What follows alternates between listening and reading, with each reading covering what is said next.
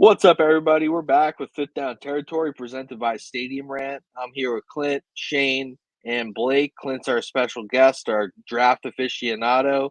Since it's about 9 days away, we're going to give you guys a 3-round mock draft. We've done 2 first-rounders, so the first round should go a little bit quicker this time around. And we're doing it again how we each alternate every 4 picks. And we'll be sure to post each round after this. I'm sure everybody is going to argue with us because that's what they've been doing for the past 2 weeks. And it's draft season. That's what people love to do anyway. Let's do it So, anyway. yeah, let's do it. I don't mind. Argue with us now. Comment, like, subscribe. As long as you do those things, you have permission to argue with us. Yeah, give us a finger, but subscribe first. Yeah. So we can get started. I don't see any reason to do anything else other than take Caleb Williams here. Even though I saw some Bears dude post on a Facebook group that they're going to take Drake May and Polis is going to quote unquote shock the world. Really glad that guy was able to pay his rent this week. Now that he did that. Yeah. So I just don't see anything else other than that. Bahookie, you're up with the number 2 pick here. Yeah, I think I'm going to go Jaden Daniels here. I think the pocket presence, mobility here is what kind of sets him apart and makes him a good fit here for Washington. Yeah, I mean, did you guys see Adam Schefter telling Washington fans to go and buy the Daniels jersey already? You have to custom make it, but I don't think Schefter would open himself to get that much egg on his face. Yeah. I'm locking that one in personally. Yeah. As sad as it makes the draft really starts from pick 3 and on. That's where the draft actually starts. All right, so Clint, start off our actual draft here, bud. I think it really is a legitimate conversation between McCarthy and May, assuming the Patriots don't trade down, and I don't think they do, nor should they. What would I do? I would take May, and I'll stick to that in terms of this draft, in terms of what I think they'll do. There's definitely more smoke around McCarthy right now, and there's definitely more of the vibes out there of a May potentially falling down boards. But I'm going to stick to what I've seen on the tape and just kind of looking through smoke screens. I'd stick with May here and take May. All right. Love that for me. I love that for me, and I love that for the sake of all of our listeners next week on our live draft show. Not see me in misery. All right, Shane, you're up, buddy. Yeah, if they hadn't signed Jonah Williams to play right tackle and they kept Paris Johnson there, I would have liked Joe Alt here at that 4 spot. But just because right now the Arizona's top receivers right now would be Michael Wilson, who to me is a low-end 2, high-end 3, plus Trey McBride, the tight end who came along really well the second half of the season. It makes a lot of sense they want to go for a number 1 target for Kyler Murray, who supposedly has become more mature and really took it to heart this past year, come off an injury. I don't really see a reason why they wouldn't take Marvin Harrison Jr. here. Yeah, no, I agree. Kyler stopped playing COD as soon as he heard he was getting MHJ, and he was like, all right, word, let's lock it in. So here I am, pick 5. I think this is Malik Neighbors. I don't see the Chargers trading down. Like their wide receiving room, like you kind of just said about the Cardinals, we have Josh Palmer, Quentin Johnson. There's one more dude who's over there. He's a deep threat. Jalen Guyton, I think it is. No Austin Eckler. They moved off their top 2 options, so they need receivers. Yeah, like they need a receiver. And Malik Neighbors is the best separator here, and they may not throw as much as they did last year, but they still need somebody who can break coverage. And Neighbors kind of makes those other pieces fit a little bit better. So yeah, I'm going Neighbors here. I don't know if we're doing trades. If we were, in terms of what would we do and what would logic say? Oh, I think it's definitely Neighbors there. In terms of what the signals are saying and what history tells us and his style with Harbaugh, I got a sneaky suspicion they want to trade back and take J.C. Latham.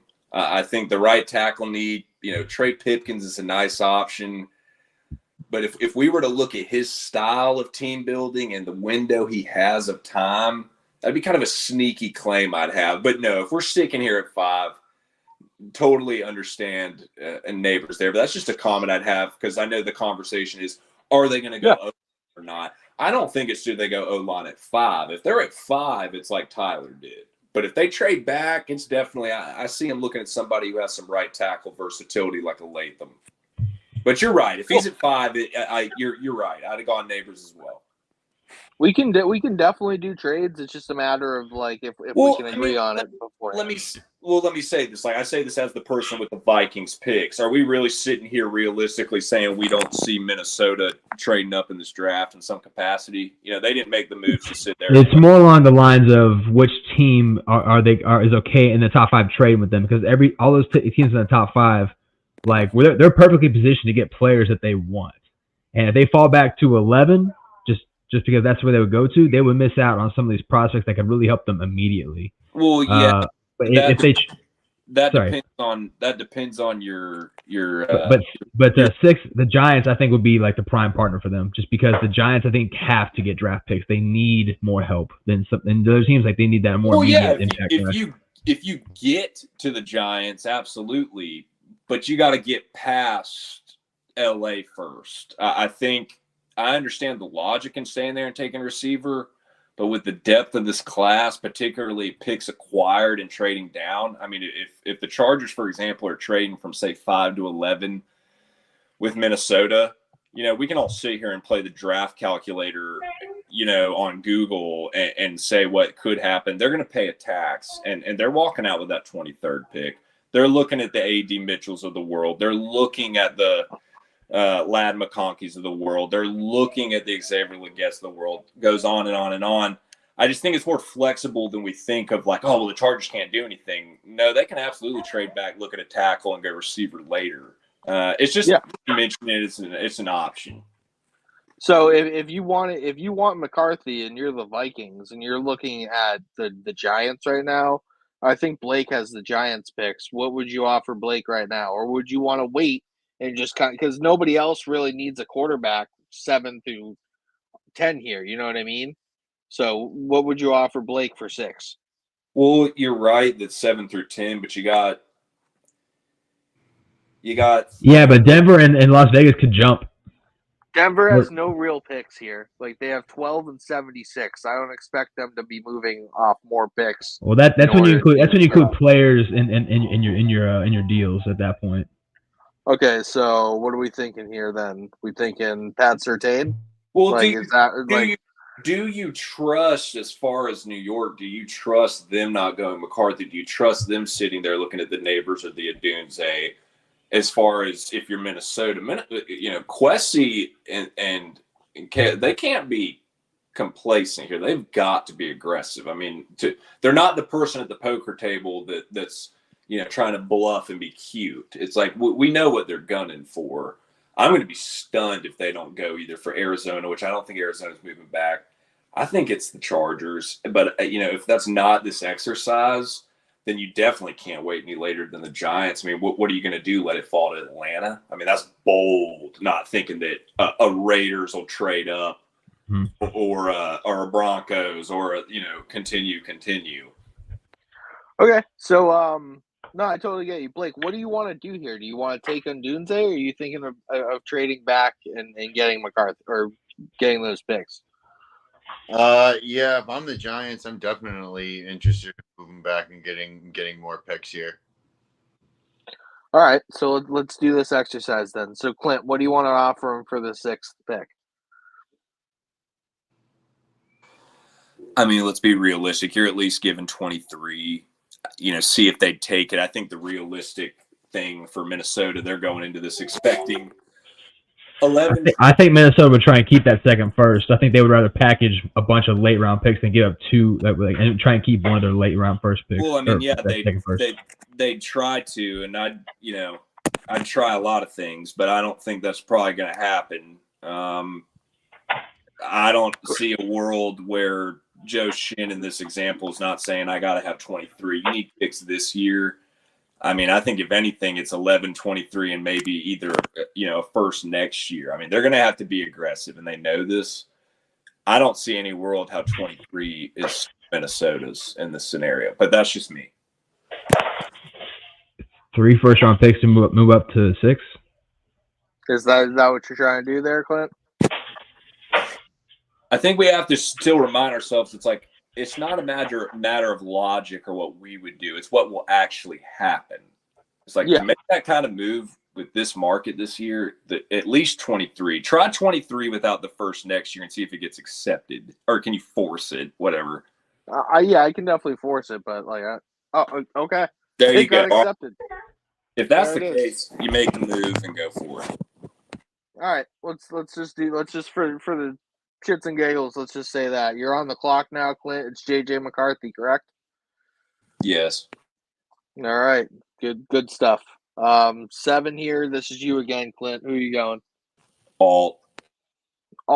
Easy pick there for us. I understand discussing a Dunze. There's a lot of frustrations with Traylon Burks' progression. There's even the quote from the new coach, Brian Callahan, saying, "I'd take the touchdown catcher instead of the person blocking for the touchdown." But I think there was some smoke screen to that. I think if you look at the Ridley move, Hop there as well. I think that's more of a second, third round kind of look as far as adding to that. I mean, look, and maybe this is me getting excited. You got Bill Callahan, one of, if not the best offensive line coach of the past 25, 30 years in this room. It's such a rare opportunity pairing up with his son.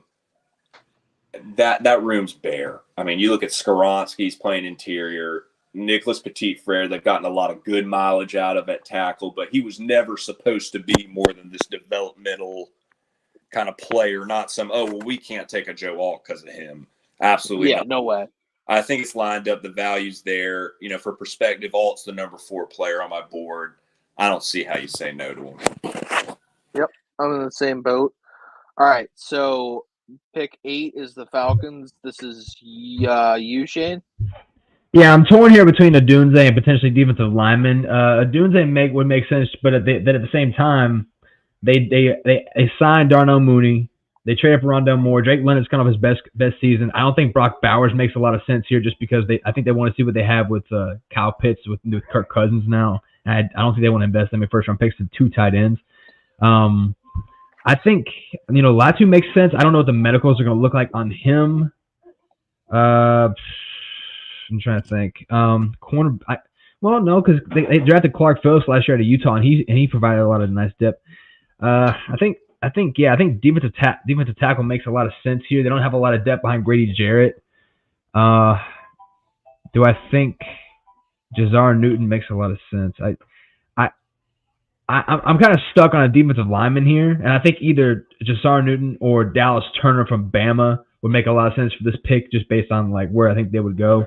I think they would go Dallas Turner just because I think they need a guy who can play defensive end. He can play hand in the dirt or stand up defensive end for you if they go 4 or 3-man fronts. I'm not saying he's necessarily the best edge rusher in this class, but I think he's the one that fits what they need most. So I would go Dallas Turner from Bama. Word. Yeah, I like that. And Clint would be over the moon. I already know that he's a Turner guy. Yeah, quick comment. I would just say, it's going to be a switch from a 4-3 to a base 3-4 in this, Raheem Morris, Jimmy Lake transition. But he's done both, so it works. Excuse me? He's done both. He's done both edge works. So he can do either one, so it works out for you. Yeah, I think in this system he'd be more of a 3-4 outside backer. Versus a Latu probably playing more down. I think the conversation is if you have the pick of the litter, it's probably those two versus being probably more traditional of a 4-3 end. But look, they're not going to go wrong anywhere there. They're not going to go wrong anywhere. I'm going to be pleased anywhere. It's going to be a great pick, whether it's there at 8 or trade back. So, comfortable spot. No wrong taking Turner. All right, I'm on the clock here with the Bears. I kind of like to trade back. Who has Jacksonville's pick here? So 9, 13. I do. Yeah, I do. So I'm gonna trade back with Jacksonville, I believe, because I think Jacksonville wants a premier wide receiver. This is where you're probably gonna get one. I don't think Odunze falls past the Jets if he goes there. If anything, I think it would have been trade up with the Falcons to get a Dunze, to your point. Absolutely. He's not falling past there. It's That's a selling point. I think the Jags are absolutely that's who I, as a Falcons media member and a Falcons fan, a Falcons season ticket holder, have circled. I want to trade back. Jacksonville's number one on my list, so it's a great point. Yeah, so I mean, I'm like, look at how much the capital the Bears have after the first 10 picks. You know what I mean? So like, I'm looking at that too, and I think like, I'll give up 17, 48, and 153 to move up to 9, 8 spots. I think that's pretty fair. And then okay, I guess I'll take that out. Yeah, that's fair. And then they'll take Ndunze to pair with Christian Kirk, Gabe Davis, and Evan Ingram for Trevor Lawrence. I think that's And going to be something that's looked at. To your math there, you gave 17 and 48 to trade up to 9. I did that math earlier for a mock. I was doing in another scenario with the Falcons, and the math it's dead on. So, I mean, that compensation is incredibly accurate. Awesome. Love that. All right, who has the 10th pick here? I think it's you, Blake, right? Yeah, this is the Jets here. This is one of the biggest locks of the draft for me. I got Brock Bowers here. Easy money. The definite need for that team. Even though some people want to say tackle and wide receiver still, I think they at least tried to address that in free agency to give them the best player available, and I do think that's Brock Bowers. So, heck of a pick. Who has 11? Is this you, Shane? No, I have Broncos. This is me again because the Giants are up now. Yes. So interesting spot here. Giants have needs all over. You can go a lot of different directions. I'm thinking probably go with the best tackle available. So Fuaga, or Fashanu? They need a right tackle. Fuaga will be the right tackle. So yeah, I think Talise Fuaga is a good pick here. Are you moving Evan Neal to guard as he moves? Yeah, I think that would be a better move. Yeah, Fuaga is definitely a right tackle option. So is that where you're going, Bahookie? Yeah. Shane's light Evan Neal inside. Yeah, I love that. All right, Broncos are up. Shane, you're up. What do you think? Quarterback is such a big need. I just wonder if this is the Michael Penix spot.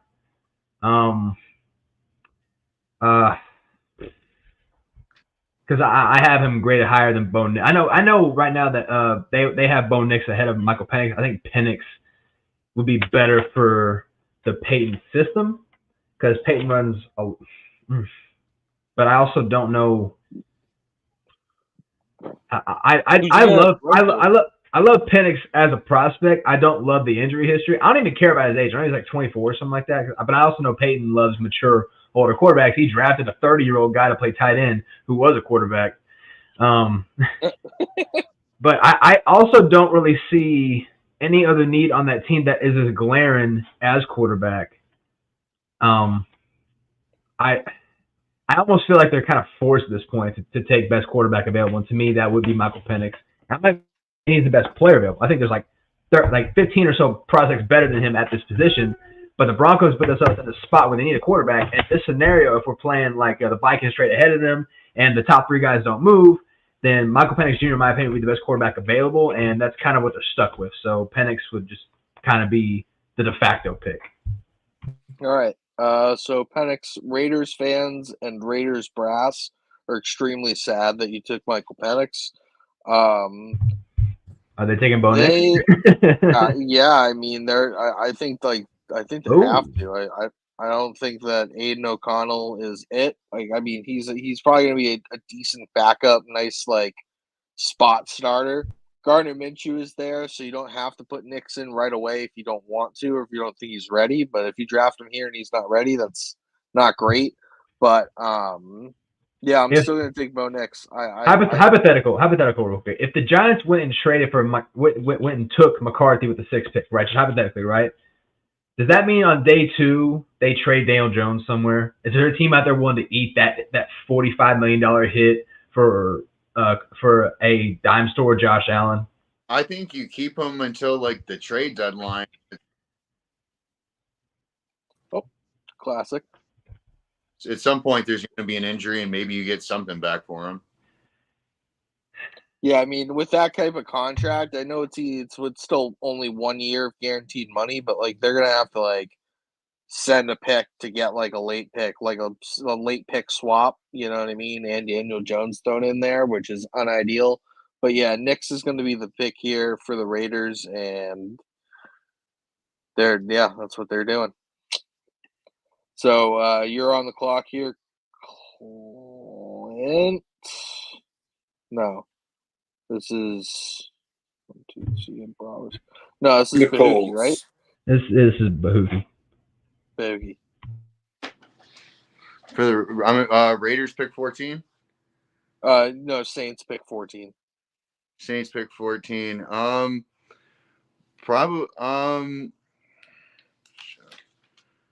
gonna go offensive line here. Okay. Who's up here at the top? So Fatanu for Sean. You have a couple of right tackle options, so you're in luck. Go with Latham and Mims both played right tackle. I think Latham is probably, if you want experience, Latham's a pick. If you want upside, but with like not a lot of snaps taken, you can take Mims. It's just like that's kind of like a pick 'em at that point with those two. Yeah, I'll go with Latham here. Okay, it's a good pick, I think. They All would right, go Clint, with the Saints would go with Latham there. He's more of the immediate. I agree too. Right tackle availability, left tackle flexibility, but something about it, the mauling sense, their style, how they're going to play pinning, Ramchick system, it'd be Latham. Yeah. All right, so that's a good pick. Clint, you're on the board, 15. I think it's easy and quick for the Colts here. Two identifiers. If you're mentioning Chris Ballard, GM, you're going to look at high athletic traits, high RAS scores. And I think the two positions here, it's, if Brock Bowers was here, you're listening to it. It's corner or receiver. Are you going to get a weapon for Anthony Richardson? Or are you going to add to that corner room? If I had to go one way or the other, I think it's either Quinyon Mitchell as far as the corner, more of the athletic upside versus a Terrion Arnold. He'd be more of the style that Ballard would lean toward. And then as far as receiver, probably looking Brian Thomas Jr., for example. No, there's been some murmurs out there as far as looking receiver. But ultimately here, I'm going to say take your pick of the litter at corner versus taking the fourth receiver option, a deep receiver class, come back. And you've got some great options already. You've got Josh Downs. You just gave Michael Pittman Jr. the bag. Right here, we're going to take Quinyon Mitchell, corner one out of Toledo. I think his high athletic upside, zone coverage ability, immediately translatable in that room with Kenny Moore, Juju Brents, etc. I think that'd be the pick. I'm going to go Quinyon Mitchell. Good pick. I like it a lot. I think that's smart. I think cornerback is definitely a need for them.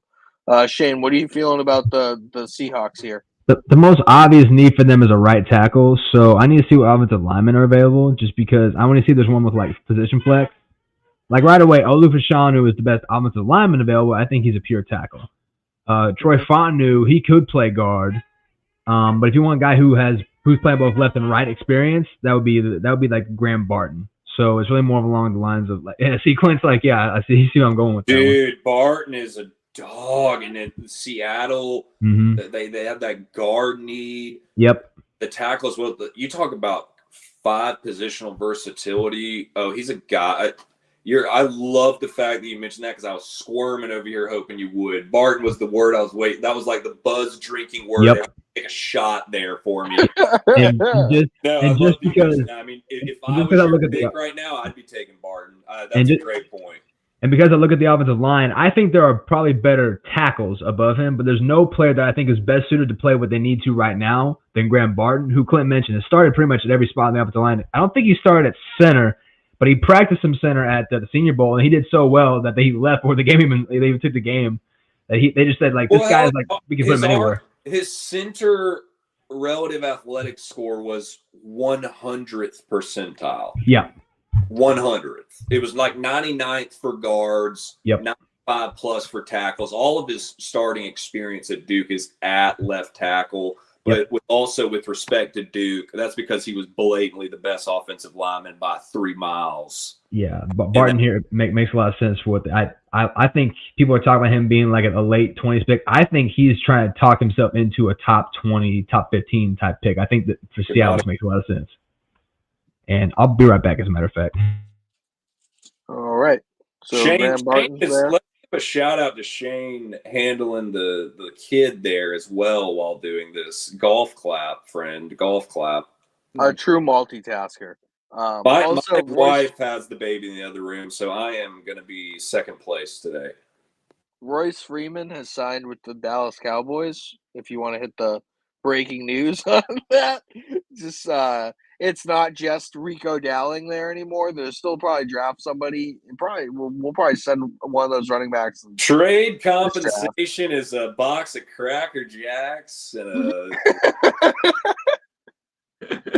a. Okay, so I'm up here with the Bears, and I don't hate going wide receiver here, honestly. I know they got Keenan Allen. I know that they have DJ Moore, but like, does a 32-year-old Keenan Allen really stop you from drafting a Brian Thomas Jr. right now and pairing him up with Caleb Williams? No, it's not going to for me. I think I'm going to take BTJ here. Then Caleb Williams will be walking into the most lit situation a first-round for number 1 overall pick quarterback has walked into ever, I believe. So yeah. Offense. Who are we at with pick 18 here? Bahookie, is this you? Yeah, this is the Bengals. I was thinking about BTJ there potentially for them. There's a couple different directions they can go here. Could go O-line. I don't get going D tackle here either. So what are you thinking, Newton or Murphy? Yeah, I think I'm thinking Jerzon Newton here. I think he's the best player available. He's my DT1. I know it's more popular to have Murphy right now, but I agree. If I was picking up the phone, I'd call Newton there. You can't go wrong. He's the number 10 player on my board. I'm stupid high. Yeah, he's my 9th player on mine, so we're pretty much in consensus there. So you're going to go Newton, Blake? I think that's the right pick, and that's a nightmare for everyone in the AFC. All right. You're up here, Clint, I believe, 19, the Rams. Yeah, I think it's pretty quick with the Rams. Yeah, there's a lot of flexibility here for him. One, just because, let's acknowledge, this is Sean McVay's first round pick, the head coach of the Rams. It is. It is. I know, it's crazy. It is. It is absurd. Wow. That's an absurd Aflac trivia question. You look at what Raheem Morris got out of that corner room last year. You look at what he got out of some of those pass rushers last year. I mean, the Kobe Turners is a rookie. The Byron Youngs is a rookie. Where do you try and build on that? Because it's got to be defensively, in my opinion. Yeah. Look at who's on there. I mean, for me, Byron Murphy. I mean, no one is going to replace Aaron Donald. No one's going to replace Aaron Donald. But, man, talk about like as good as you could try to hope for, in a realistic world. That's got to be a big conversation. Terry and Arnold's got to be a conversation. Latu and Verse got to be a conversation. The Rams are a sneaky team that no one's really talking about their first rounder right now, other than being gimmicky like I just was with they have a first rounder. Wow. They're sitting in a sneaky spot with a lot of flexibility. So they could go any way. Considering I have to pick. Yeah. Quick note, though, they signed Darius Williams, Trey White, and Cameron Curl this offseason. So I personally think it's D-line. I think they can wait one more year on the cornerback. I'm going to take Byron. I was ultimately going to, but your point even just adds to it. I'm going to take Byron Murphy here.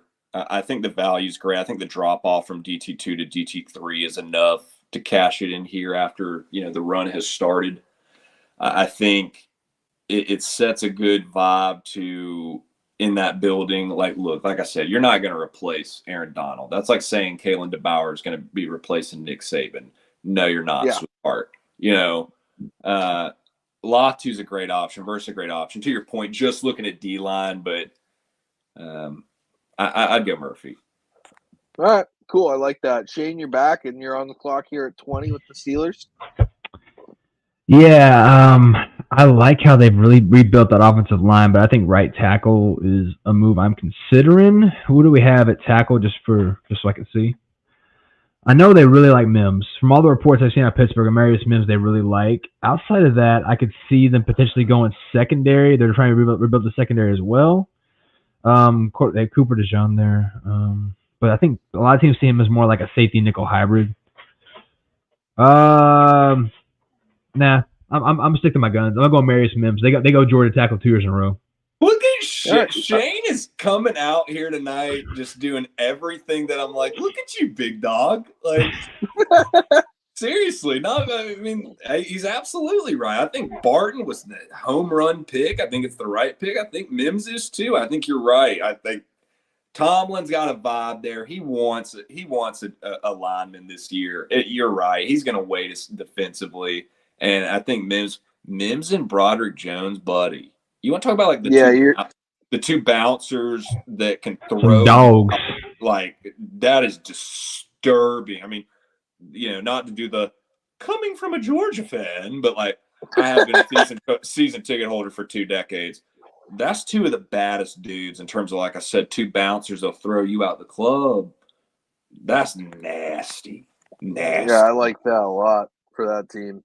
Even though Arthur Smith is going to find a way to ruin something, but not my problem.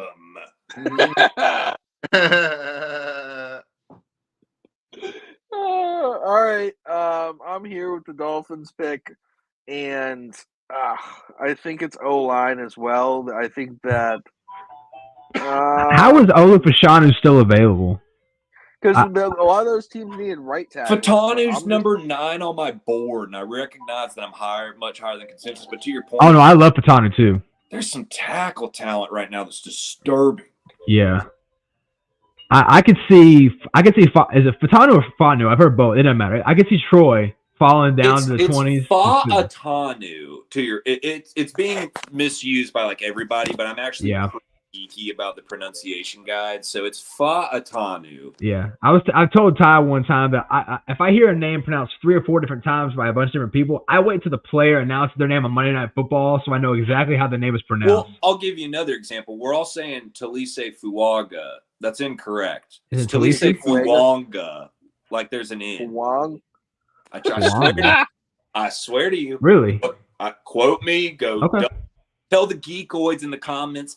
Actually, fact checking me. It's Fuanga. I like how you went another octave on that one. That was good. Yeah, no, it was nice. I'm pretty deep voiced, monotony at times. Person. So thank you. I appreciate that. Yeah. Yeah, I think how do you guys feel about Fashanu going to right tackle for his first year? Well, that would make sense. They signed that Jackson to a 3-year deal to play right tackle. Which I'm not saying it makes sense. I'm just saying like they just did that. So hey, what did I say earlier? Remind ourselves logic versus reality. You're right. Yeah. It's like I don't agree with it, but you're right. That is the reality. Yes. I could see them. Honestly, I think they could go Jared Verse. That was the other person I was looking for. Just because, Galen Phillips Verse. That's what I'm gonna do. Because Phillips has injury issues as well. So does Chubb. So like that's a nice depth piece as well. Like if one of those guys gets hurt, you have somebody there who can like kind of come back and play that role. So yeah, that's what I'm gonna do. Because the right tackle run kind of. I'm not a big fan of Austin Jackson. Maybe you can move him inside to guard. Me neither. I think that he can play there like as well. So I think that they need a better like. Also, Armistead gets hurt a lot. Like there's a lot of injury concerns for Armistead. So yeah, that's the pick there. Bahookie, you're up here, 22 for the Eagles. So sorry, who did you went with Verse? Yeah, I went with Verse. Correct. All right. Yeah, Eagles here. There are some good O line options. I'm still thinking that this is a DB pick here. I like Terry Arnold a lot, but I feel like this could be a Cooper Dijon pick. Yeah, I mean, they need safety as well, and like they can move him around that formation for sure. I think. I like that Blake mentioned the two options there because if Quignon had been there, that's who'd have been their guy. That was who I had written down first. Yeah, I like that you mentioned the two in terms of it really is going to get interesting there if Quignon's gone, like how I took him corner one. That because if he's there, I don't think it's much of a competition other than if you bring the Howie likes SEC guys narrative. I love it. No, I agree completely.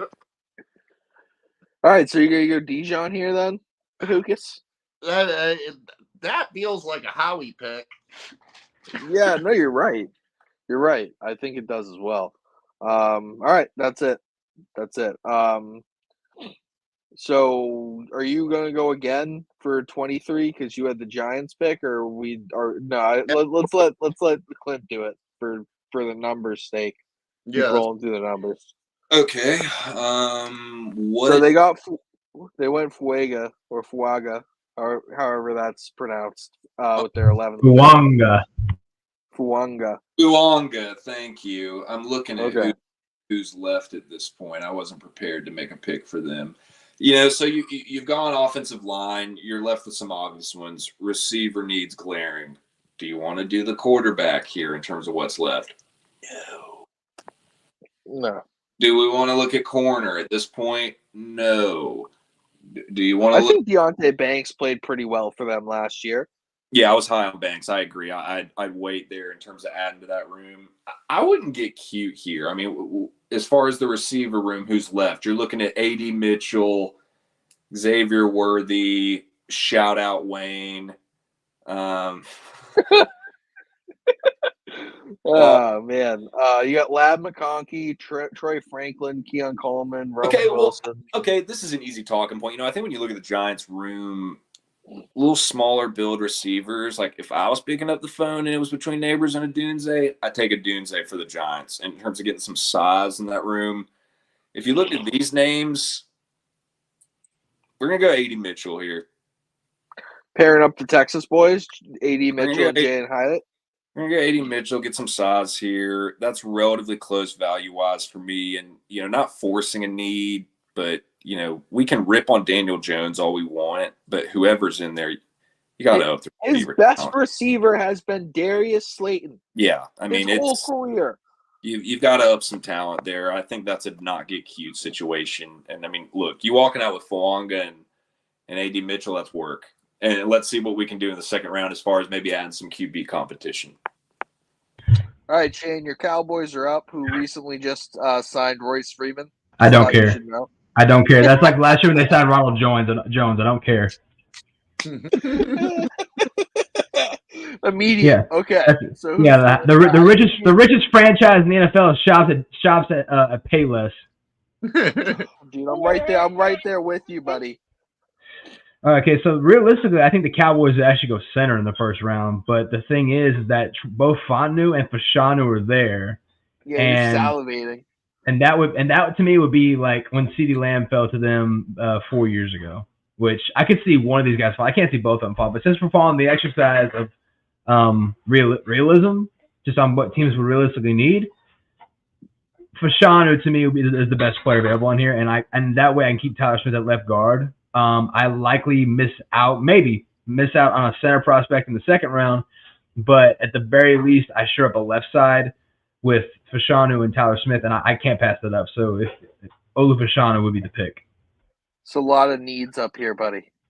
Oh, I'm aware. I'm very much aware, but I also think protecting your quarterback's blind side is always a need. I totally agree. I don't have a left tackle on the roster currently for us, so I get you.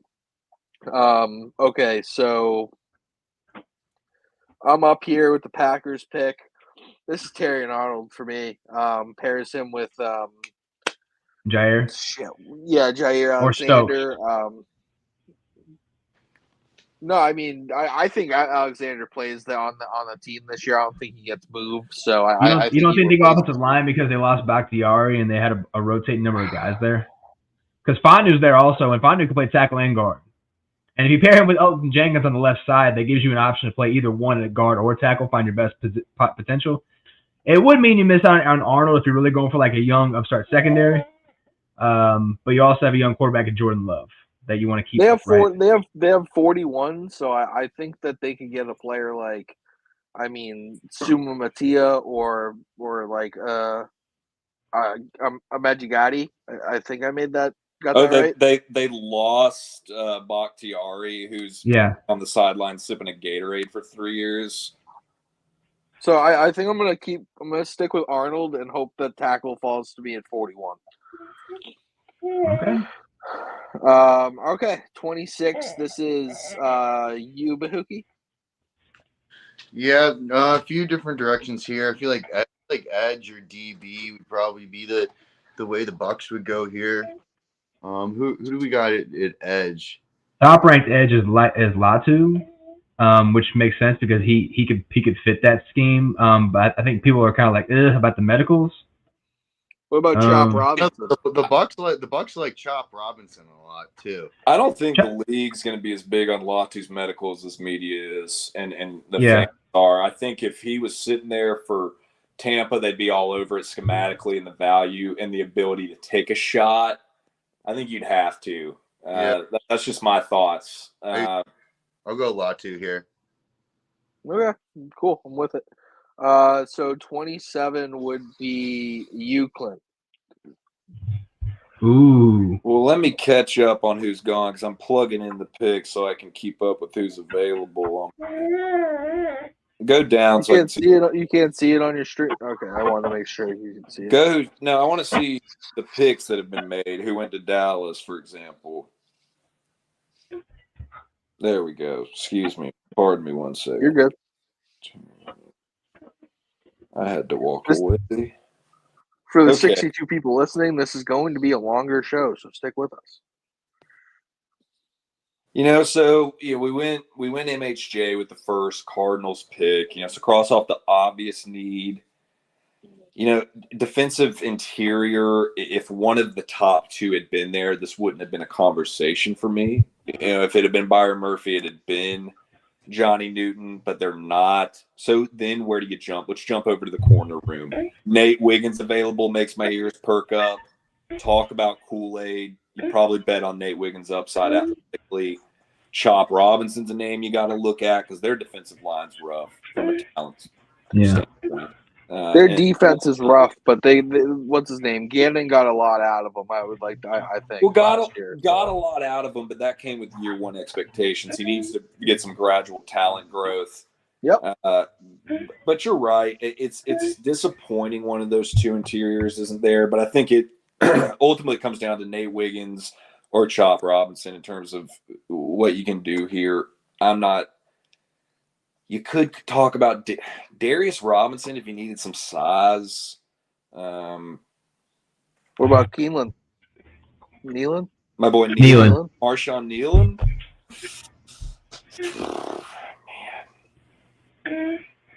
Man. I'll tell you what, I just answered myself. They're coming back and picking again at 35. Who do you think won't make it to 35?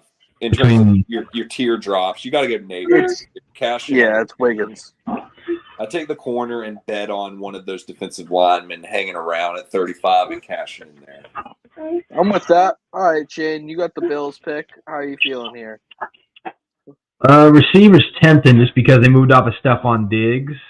But also, if they have a ton of really good offensive linemen available, I know they moved Connor McGovern over to center. They drafted Torrance last year, who plays guard. Fontenot would be tempting for me just because you could pair you plug and play him at left guard next to who's your left tackle? I'm sorry, he's the guy that Chris Broussard thought played for the Titans or something like that. So Fontenot makes a lot of sense in terms of value and all that, and I think. First of all, I don't think he makes it that far, but I also love the concept of plug and playing him at left guard after they move McGovern over to center. I can't. If I'm the Bills, I can't pass up on that, potentially solidifying what would be maybe the best offensive line and maybe in the AFC. And I know Bahookie would level wide receiver here potentially, but Fondue to me would be their best value, and there's no way in hell he makes it that far, but he would be the pick if he's there. All right, I'm doing it. So I'm on the clock here for the Lions. I think this is a Kool-Aid McKinstry pick, slam dunk for them. I think they need a cornerback. I think that they're kicking themselves right now for letting what's his name, L'Jarius Sneed get traded to the Titans for 2025 third. Like they should have been all over that if I was that general manager, if I was Brad Holmes. So I think that McKinstry's the pick, and he can be their lockdown cornerback for the future. 30 is going to be Bahookie. Yep, Ravens here. Yeah, I think kind of like the Bills, they can be looking at both wide receiver and offensive line here. Kind of like JPJ here, or maybe then who's I don't over? think they would go JPJ because they have Linderbaum, who was arguably the best center in the league last year. They would probably go interior like a guard, right? Possibly. Or right tackle. They traded away Morgan Moses. Options are probably better at wide receiver. So you got Morgan, Guyton, Magaji. I'm not going to get that right. Suma Matia, Coleman, Fisher. And then at wide receiver, you have Franklin, McConkey, Coleman, Wilson, Pearsall, Polk, Leggett, Worthy. I think I like McConkey here. Okay. What do you push Zay Flowers out to your boundary receiver and have him stretch the field? I feel like he gives you like a kind of unique skill set, build in that receiver. Wow. That would be like the surprise pick in the first round, not counting the guys that fell. Interesting. See, I don't think picks Zay outside. I think Ladd gets mischaracterized too often as some slot receiver when in reality he's going to play a lot of boundary. And sure. I think I'll tell you, I get your point as far as that'd be surprising with the Ravens, but at the same time, that'd be nasty. Like that would be nasty. It gives somebody who I thought Tyler Guyton would have been the pick here. I thought Tyler Guyton from Oklahoma would have made a lot of sense too, because he's a plug and play right tackle. Well, and he would have fit Ravens' identity of line of scrimmage and kind of brute force. But the Ravens are always going to be a team that's going to be interesting because they're always going to be a team who's always going to be good, always going to have some player fall to them who shouldn't, always going to get some value pick that we look back after night 1, night 2, night 3, and we go, that guy fell to Baltimore? Like what? And they just cash in on these picks that aren't, I hate this word so much and I cringe every time I use it, but it's applicable. Sexy, like they take a safety at 14, the guy's an all-pro. They take a center in the first round, the guy's going to be an all-pro. They take Lamar Jackson when nobody else would, like he's junk. He's a 2-time MVP. It's just like, that's just what the Ravens do. This is an identity pick. That's one of the more interesting 3 or 4 or 5 picks in the first round to me. Cool. So you're up here, Clint, on 49ers. You have some interesting offensive line here. You got JPJ, you got Tyler Guyton, you have Zach Frazier, Morgan, you have Suma Matia still. So there's definitely some players here on the offensive line, or there's still a couple of decent cornerbacks. What are you thinking? Looking at the value, I don't think it's corner there. I think it's either corner or offensive line. They could look interior. Could they look at a Zach Frazier with a lot of zone ability, who can play guard in the NFL, who can play center? Yes. But you got to consider the positional value and look at the tackle room we were just discussing. I mean, we look at their depth chart. Is Trent Williams a first ballot Hall of Famer? Yes. Is he still playing at a ridiculously high level? Yes. But he also can't play forever. Colton Makovitz on the other side, that O-line to me is glaring enough. It's like you want to keep extending your winning window. Brock Purdy is a great quarterback, but he's not a hero ball quarterback. has to have some protection. I think there just has to be a talent upgrade there, especially considering the value on the board. So who are your names? I think it comes down to 3. Guyton, Suamatea, Morgan. Okay. I don't think Suamatea, I think he's the least prepared to be a pro next year of those 3. And that's a team, look at their window. They got to win right now. So I think he's cut off. It's between Guyton or Morgan. I think when you look at, them developmentally, where they are in terms of their health, in terms of the style that you're going to see in San Francisco, I think Shanahan and Lynch would prefer Guyton. I think they prefer a little more of the space, speed, the pulling ability, the ability to, from week 1 to week 16, really mold this guy technically, particularly his upper body. I'd go Guyton. Cool. I like that a lot. I think it's definitely a need for them. All right, Shane, you're up here. Pick 32.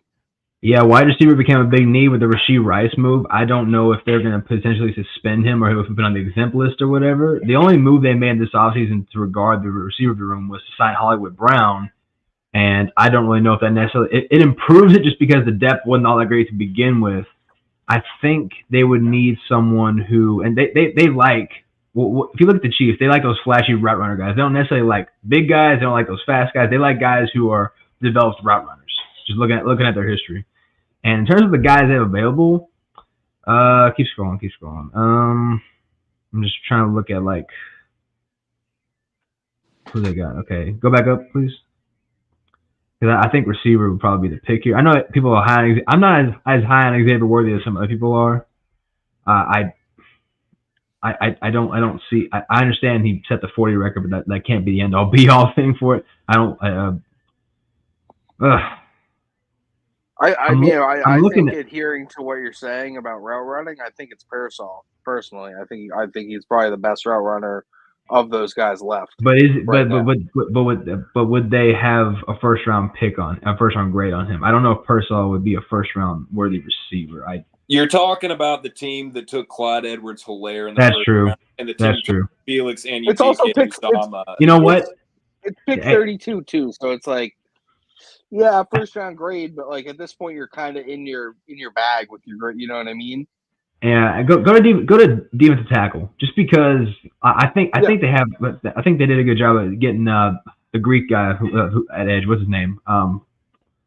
Can't remember his name. Yeah, I know who you're talking about. Yes, George Karlaftis. They hit on him. I think they're trying to rebuild that offensive line. I think the defensive line. Sorry, I could see defensive line being. Oh, okay. So Braden Fiske from Florida State's available.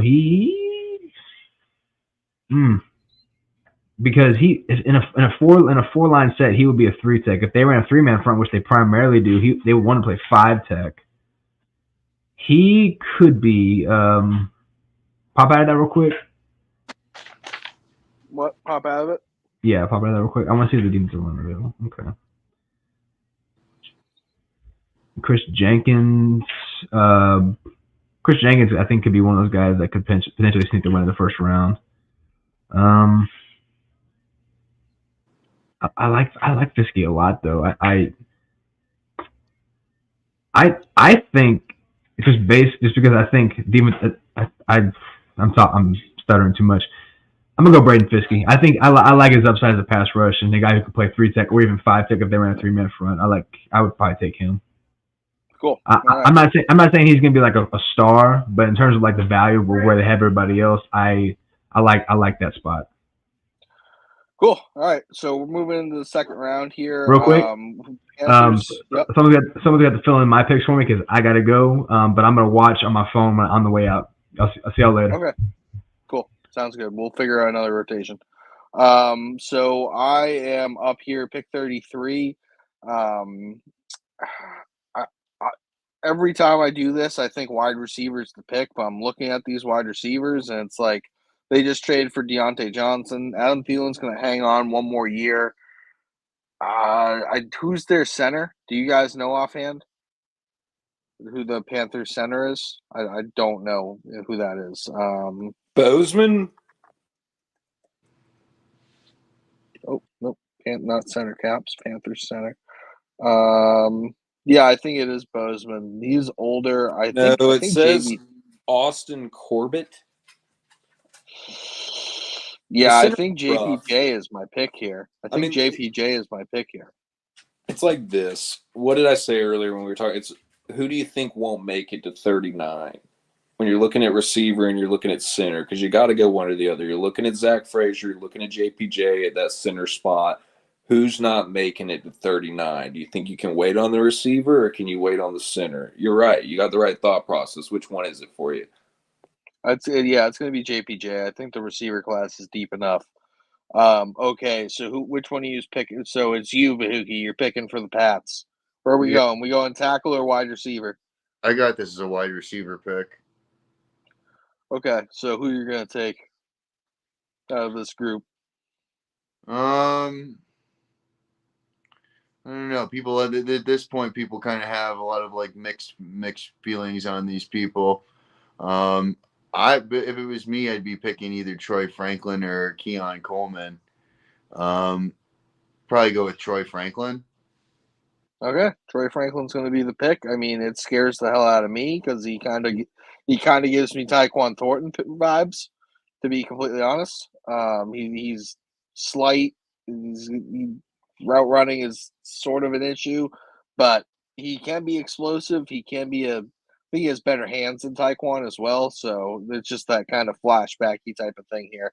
I personally would have gone tackle because I think Sue Mattia is a better player than all those wide receivers at this point. But wasn't my pick, so that wasn't it.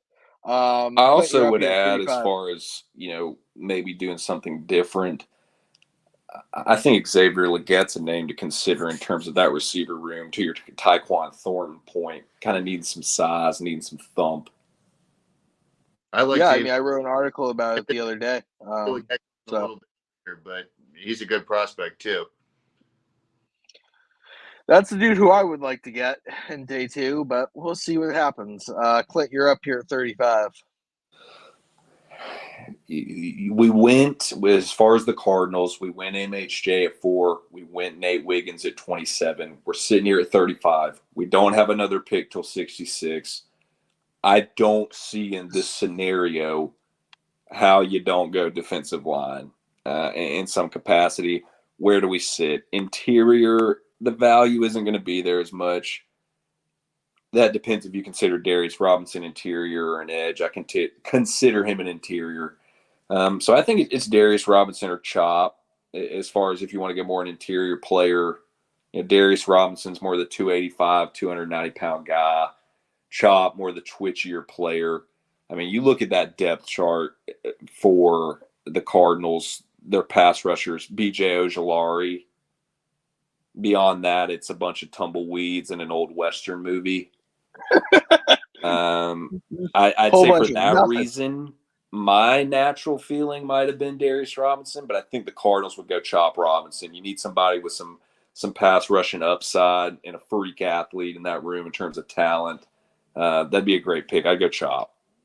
Cool. I'm with it. There.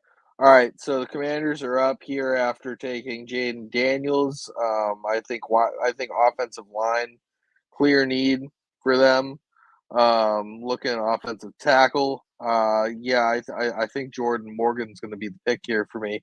He's played left tackle predominantly. I mean, he's one of those guys who might need to move to guard, but you need a guard too.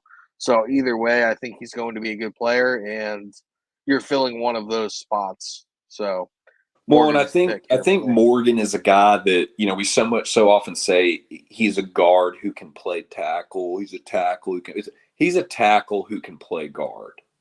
Yeah, and tons of upside. It's not a size thing. You know what I mean? He's 6'6", 320. Like he has the frame. It's just a matter of how comfortable are you putting him out there as a rookie. You know what I mean? But he'll play at least as a guard until they're comfortable enough to move him out there, I feel.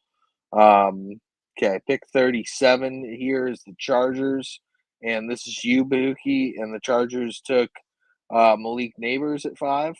34, wasn't I 38? Was this a Shane pick? No, we're going to have to get creative because Shane left. So just throw any at me and I'll be fine. Okay, we'll just cycle it from what's it called? 33, three cycle, So you're 34, now you're 37, then you'd be 40, so on and so forth. All right. Okay? All right, so we got the Chargers up now. They took was it Malik Neighbors? Yeah, Neighbors. They took Neighbors, yeah. So what do we got up at the top? Yeah, this is the top of the board for you. There's a lot of good edge rushers there, but they don't really have a really needed edge though. Secondary? Yeah, there are some good DBs available right now. So this is what we got for cornerbacks at the moment. Sanders still is more of your nickel type of player, but he's going to be a hell of a nickel type of player when he gets in the league for sure, I think. But Max Melton, a little too early for him, in my opinion, but good player. TJ Tampa's pretty good too. Yep. So it's up to you, bub. Yeah, You have a franchise in the palm of your hand. Yeah, I was caught off guard for this one. It's okay. Yeah, I'll go with TJ Tampa here. I like his game. All right, word. TJ Tampa, and then Clint, you're up with the Titans. They picked Alt in the wicked consensus move at 7. How you feeling at 38? Have to look for a second, kind of feel it out in terms of who's left, since we're playing a little bit of jigsaw here. I had a linebacker pick. Maybe it's a little early for that. We haven't had any come off the board yet. It's not at all, actually, because Edgerrin Cooper's my linebacker one for perspective. Very multi-role. Can play. He's the complete modern build for a will linebacker. More of that 230-pound range. 20 years ago, guy wouldn't have sniffed day 1, day 2. Nowadays, big time. He's my dream pick. My wife pulls for Dallas. Otherwise, I have no affiliation. He's my dream pick for Dallas at 24. I think Edgerrin Cooper at this point is my pick. And if nothing else, even if I wasn't thinking linebacker, we're going to follow Blake's steam here, saying he thinks a backer. If it wasn't a backer for me, for perspective, we'd have looked at the receiver room. But I think Blake's right. I'd go with the pick of the litter of the linebacker core for a team that knows, realistically, Titans aren't winning the Super Bowl next year. Newsflash. Yeah. They've got time. And no, I agree. Let's go Cooper there, start the linebacker class. Cool. Now I'm back up here at 39. I think this is actually a really good landing spot for Xavier Worthy. This team definitely needs some speed on that wide receiving core. Terrence Marshall is not it. He's not the dude. So Deontay Johnson and Adam Thielen are going to live underneath. Like Deontay Johnson's going to handle more of the middle of the field, like that pass, like that middle section area there, and then giving them a guy like Worthy can actually give them the ability to stretch the field. DJ Chark isn't that guy anymore. Worthy's real feet, real speed. And I think this is a proper place for him to go in the draft. Personally, I think first round's a little too high. Day 2, like top 10 picks on day 2, I think that's perfect landing spot for him. And also he doesn't have to go in there and be a savior. He can kind of develop since Johnson and Thielen are there. And I mean, those are two of the best route runners in the league, I think. Would like they can teach him a thing or two and help him develop that part of his game. So I think that's a good landing spot for them. Bahookie, you're up here at 40. They took Jordan Morgan. They took Jaden Daniels. How you feeling at 40 for the Commanders? So, I mean, I'm more or less gonna pivot off of what you were saying here. You went with the offensive lineman, and you're thinking wide receiver here. And so they lost Curtis Samuel, Buffalo Bills. Now they still got Dotson outside and Terry McLaurin. So I'm thinking you probably want someone who's going to be good on the inside here, not necessarily like an X here. I'm sorry. I'm presuming. Before you finish that, I think that tight end Jatavion Sanders could be a sneaky pick here for them. They don't have one on the roster. Clint's shaking his head no. I think Ben Sinnott. I think that'd be a hot take. I think Ben Sinnott at Kansas State goes tight end 2 over Sanders. I think Sanders has become media consensus tight end 2 throughout the process. I think League is going to be a little higher on Sinnott. League is a copycat, kind of that more Laporta style, inline boundary tight end. High athleticism. Sanders doesn't give you much of anything inline blocking versus a Sinnott. That'd be kind of one of my hot takes. I think Sinnott would go higher, and I think this is a little high there for him. Yeah, it's a little high for And, Sinnott. Washington, what are some other spots you can think of? You can look at the corner, see who's there. You could look at that defensive line. Darius Robinson's been a little bit of a faller here at 40. You could look at the safety room. That's a team. What did we say earlier? Like has time. They've got holes. You're not pigeonholed. No, absolutely. This is very flexible. Yeah. So yeah, I do. They got rid of both of their edge rushers this past year too. I think edge is probably a good direction to go here now that he brings that up. Yeah. So which one of these would you say? Robinson, Nealon, Isaac. I like Joan Ellis. I think this is a little too early for him personally. I like Darius Robinson. Word. I like that. I think that's a good pick. Clint, you're up here, 41 for the Packers, and I went with Terry and Arnold. You want to look at the offensive line? I'm looking one sec. Like I said, we're playing musical chairs a little bit. Yeah. Sue Matei is staring me in the face. If I'm correct me if I'm wrong. No, you're right. Yeah, he's staring me in the face. Who else am I looking at on a board here with some of the needs? You got a safety need. You got your pick of the litter sitting there. You've already gone for a secondary addition. I think because not pigeonholing yourself, and I know you're going best player available. I'm not going to get cute here. I think at 41, Sue Matea's got a ton of upside. He is a Packers-style player. Kind of hits you in the mouth. This kid is barely 21 enough to buy a beer. Let him develop against speed rushers. This is the kind of guy that goes and runs and cracks a sub 540 and jumps out the gym. Like I said, he can barely buy beer. He's so young. I think at this spot, Packers are a team that can develop him, especially with a great quarterback.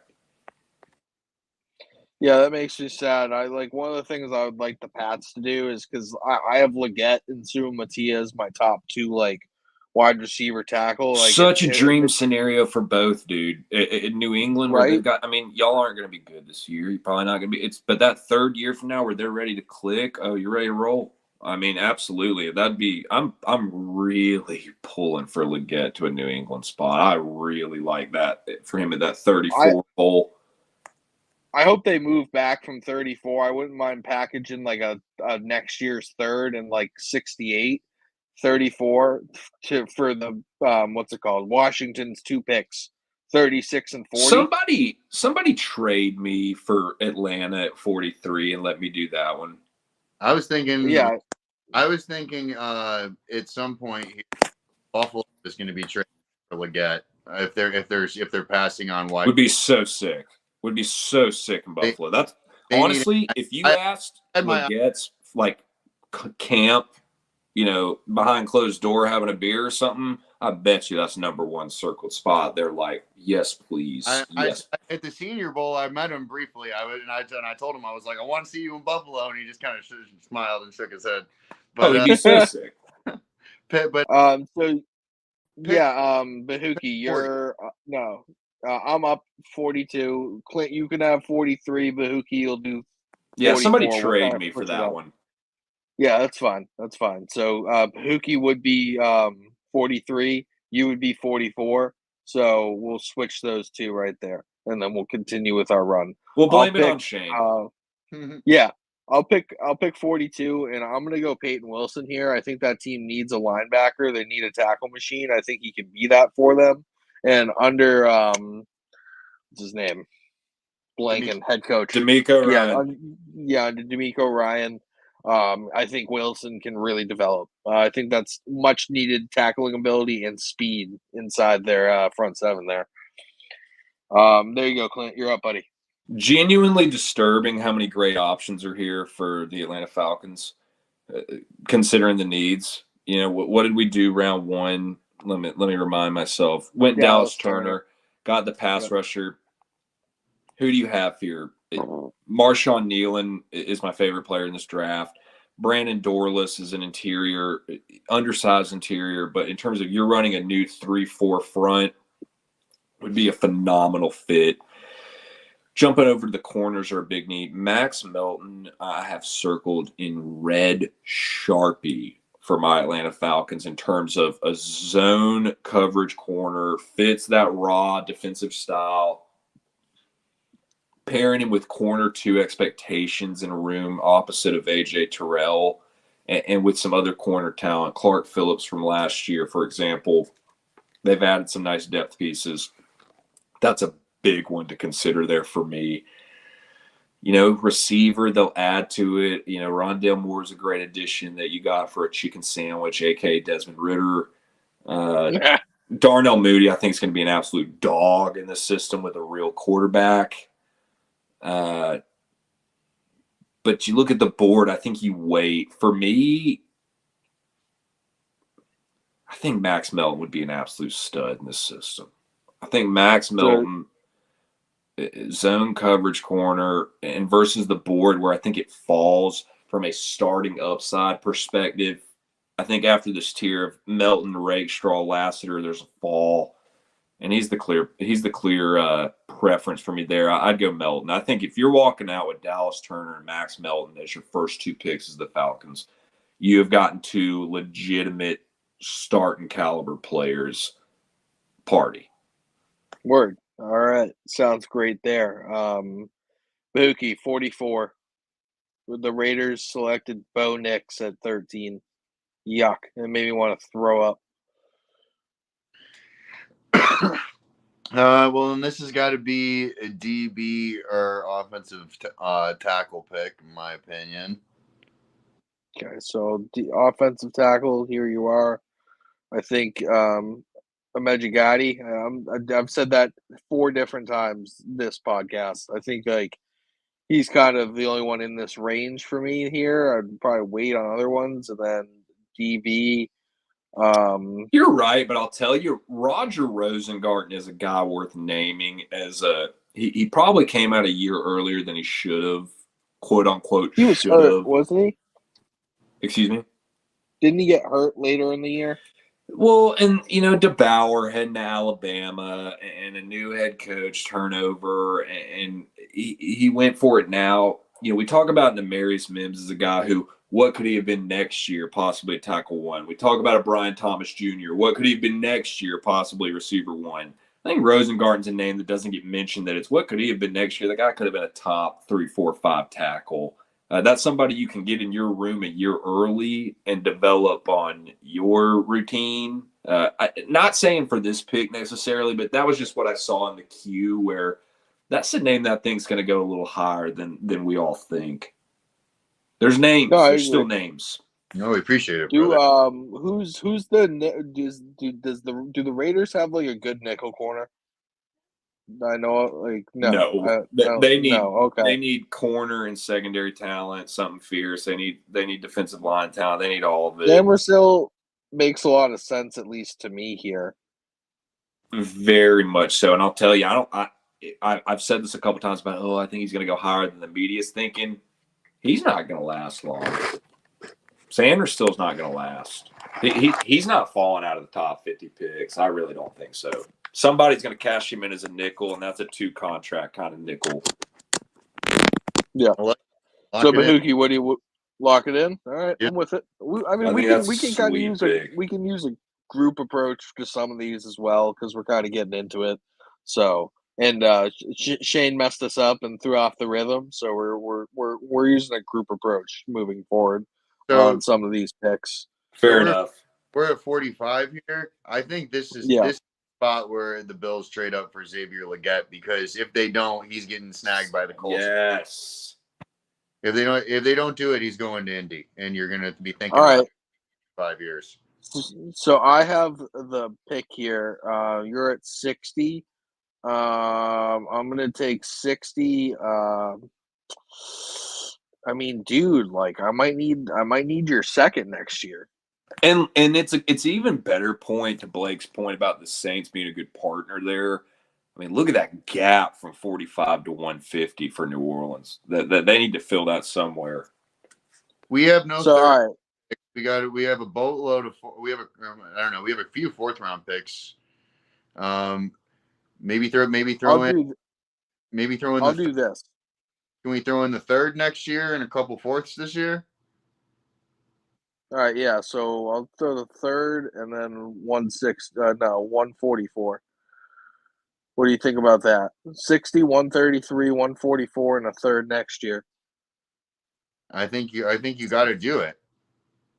All right, I'm doing it. They said no, so let's throw 166. They need to consider if any team can take some cheap players, it's the Saints. I don't care how much Loomis mortgage math you do. Yeah, they need more picks. They need more picks for sure. All right, so Legette's the pick here. Yes, Fuck sir. You. That's how you know it's a good pick. Like when your fantasy. God damn it. No, that would just piss me off because he's just gonna take fucking our whole team and throw him on the ground when we try and tackle him. So that just makes me mad. Okay, so Clint, you're up here 46. Yeah, I think this is a wide receiver pick for the Colts as well. I think that was the whole point of jumping up. Yeah. How you feel here? What do you think? I mean, you went Quinyon Mitchell in the first. That's got to be receiver. If we don't get receiver, I think our boy Parlay Joe is going to have a hemorrhage, and understandably. So, what do you have in that room? I thought that was Joe comment, right? What do you have in that room? You got a Josh Downs, you got a Michael Pittman. So you've got more of the scat, you've got more of the size. So I think that gives you the flexibility of who just excites you.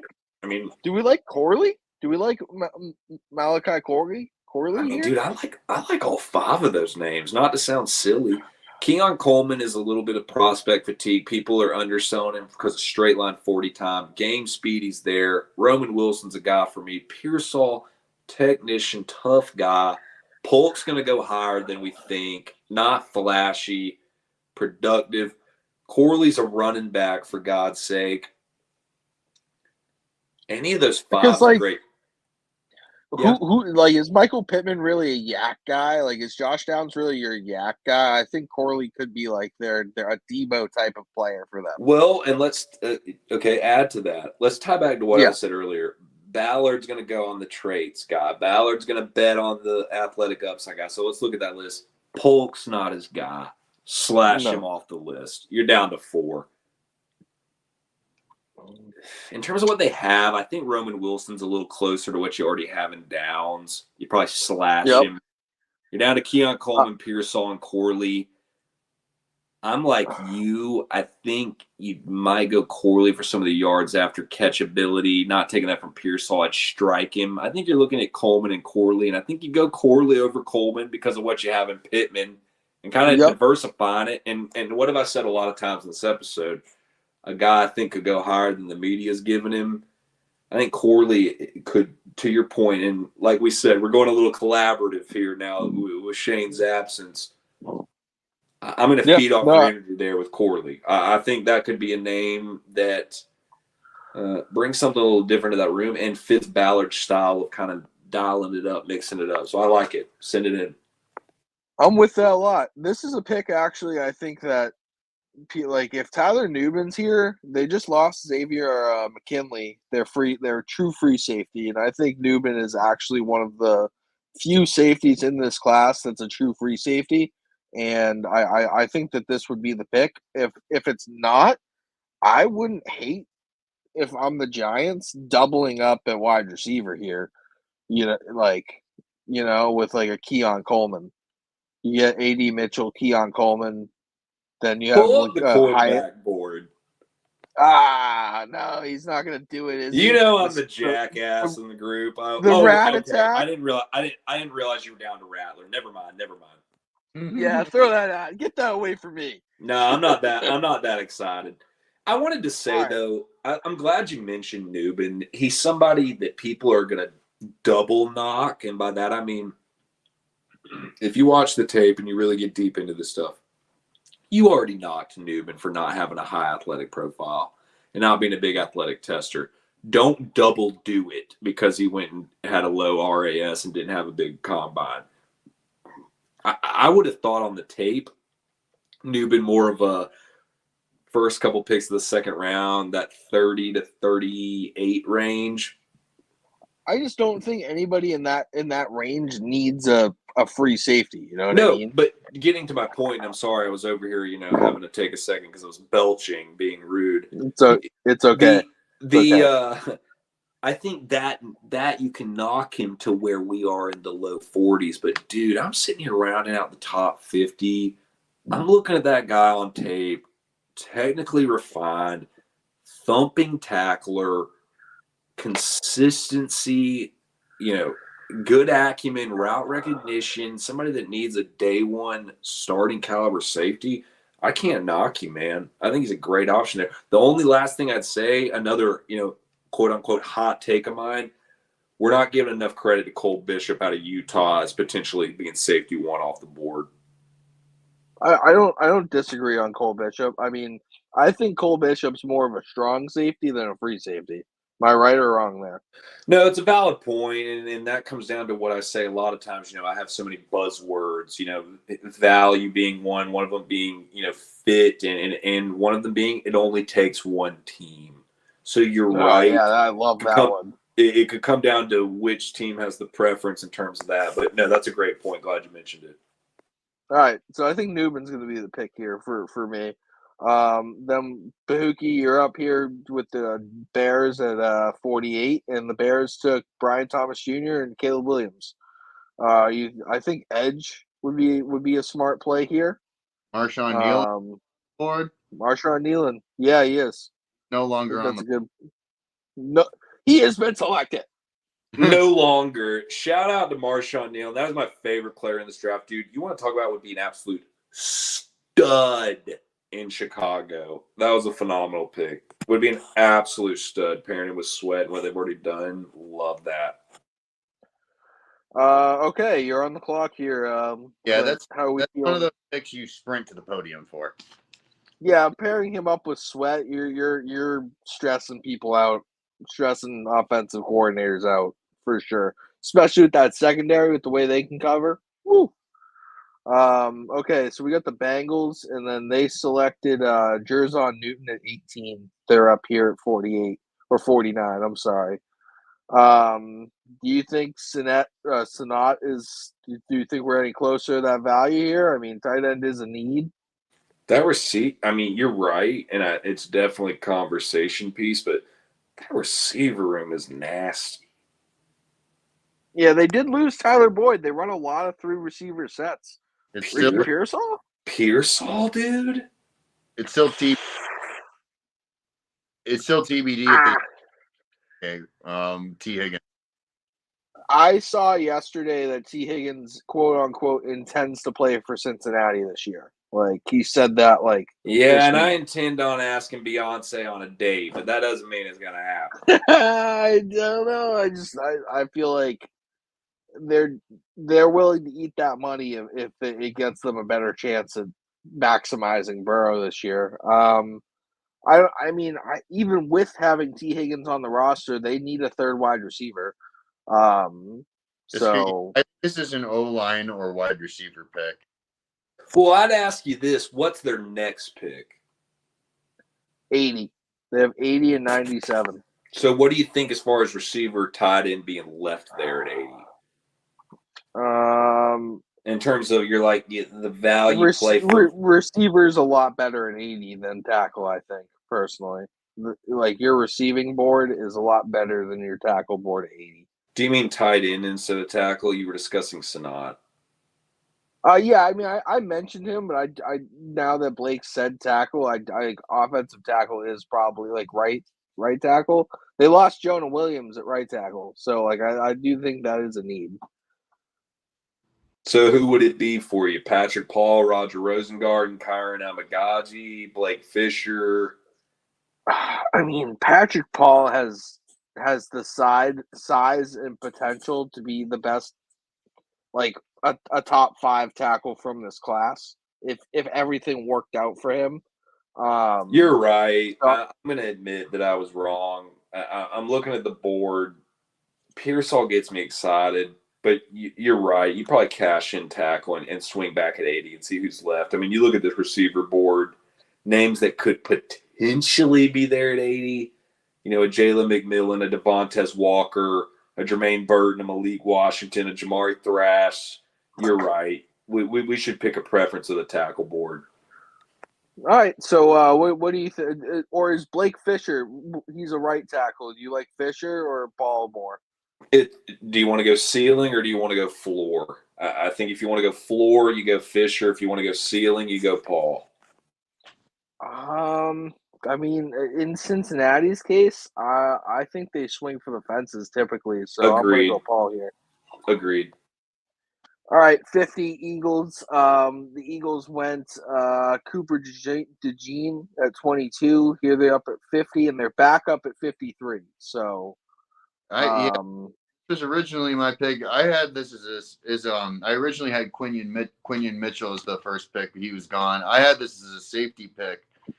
I don't know how you guys have the board ranked. I liked Kalen Bullock here. I like Bullock. I do think Cole Bishop's getting a lot of hate from PFF. But I think Bullock is a more of a box safety. I think he has range and he can play deep. I don't think I want him in like a single high coverage.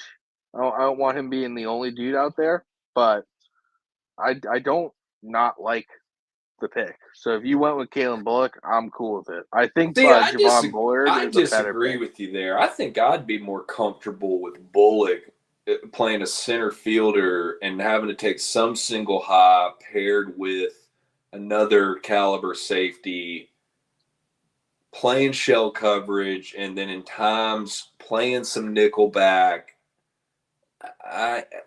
I'm not quite as high on Bullock. You know, if I was to look at Howie's profile, and I'm not even necessarily saying it for this pick, but I just think for conversation purposes, you don't think Howie looks at Javon Bullard out of Georgia?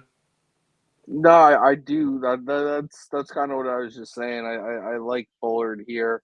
And a thumper. A little bit more than Bullock. They need some thump. They need some thump coming off a Slay, aging out, and remind we took DeJean.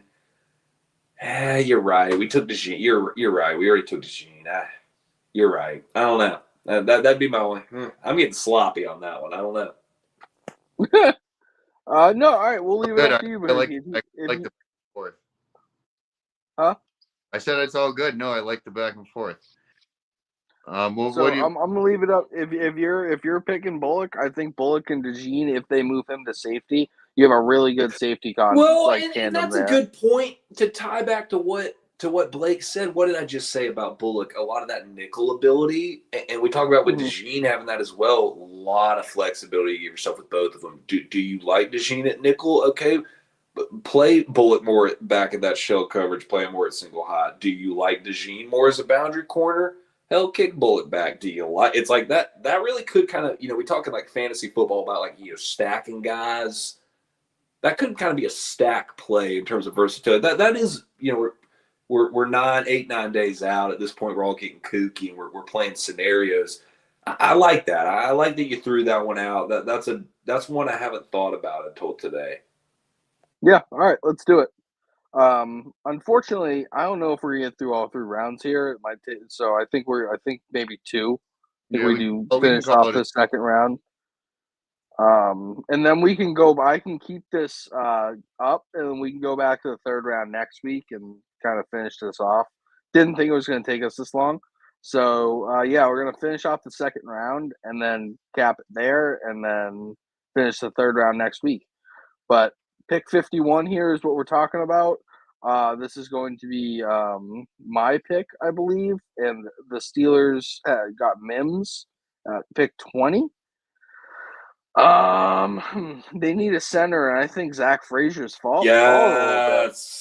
Yeah, I felt passionately over here. My ADD was twitching, Tyler. I was getting antsy. And I'll tell you, too. That one's pretty easy.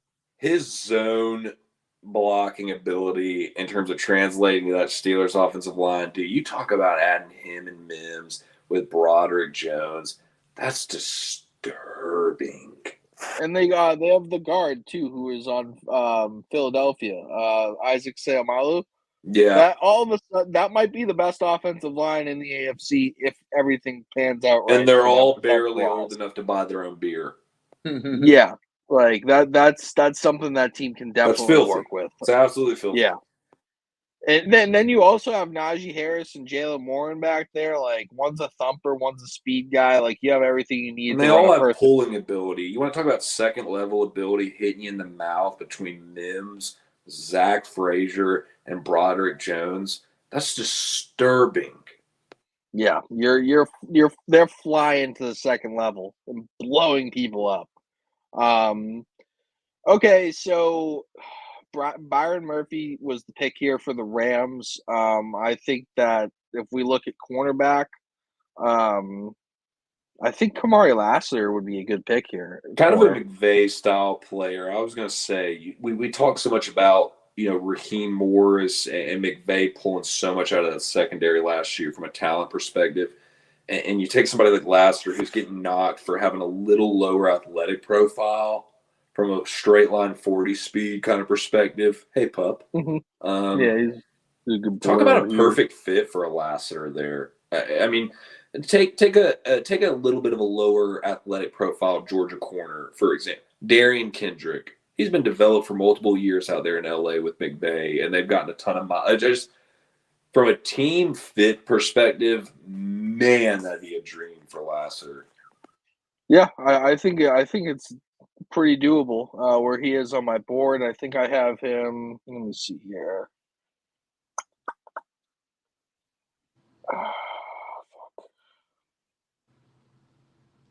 I have him at 62 on my big board. So, we're here at pick 51.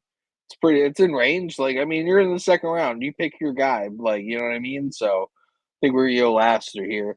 Bahookie, you're back with the Eagles at 53. All right, so we've double dipped to a DB here. I think we're looking O-line or wide receiver here. There's still a decent amount of options. When is the Eagles' next pick after this?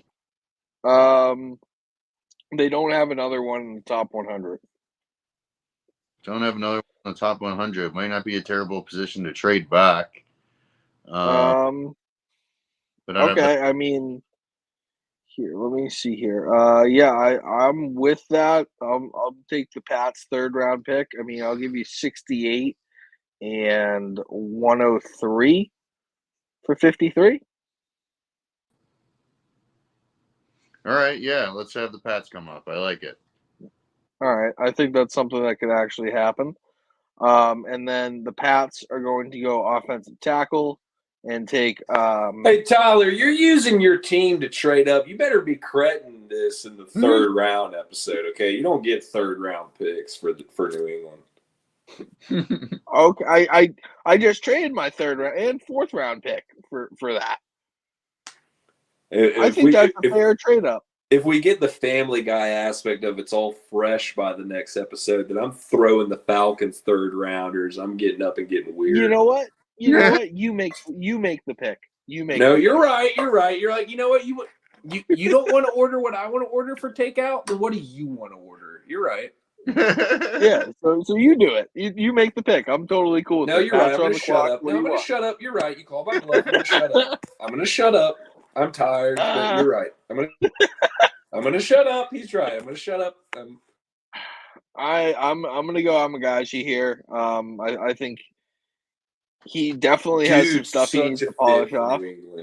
But yeah, I think that if something goes wrong with Cole Strange and you can't start him at left tackle immediately, you can kick Amagashi into left guard and play him there in his first season at least to get something out of him.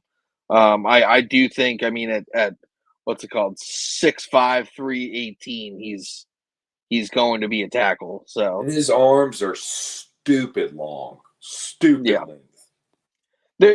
He definitely needs a little bit more development to be a plus starter, but right now I think his floor is pretty good. So I'm happy. It would be weird if he was a kid coming out of Yale and he did need a little development. Then you'd be going, why the hell is he at Yale? Totally with you. So Troy Franklin is trying to get a great job at in a great 401k.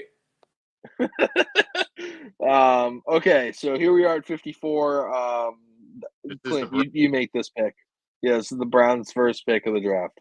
Yeah, I had this is Chris Jenkins, defensive tackle from Michigan. How do you feel about that?